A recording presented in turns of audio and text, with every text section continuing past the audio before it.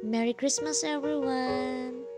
Siguro ang ilan sa atin na hindi makapag-celebrate ng Christmas dahil siguro malayo sa kanilang pamilya, may mga pinagtataanan, may bigat na nararamdaman, may sugat na hindi pa rin nahihilom. But now this Christmas, I pray na makita pa din natin yung kahalagahan ng pag-celebrate ng Christmas. I know it's very hard for those people na malalayo sa kanilang pamilya, na may mga pinagdadaanan, na may mga nawala sa kanilang buhay. But I'm still praying for those people na ganun yung nararamdaman.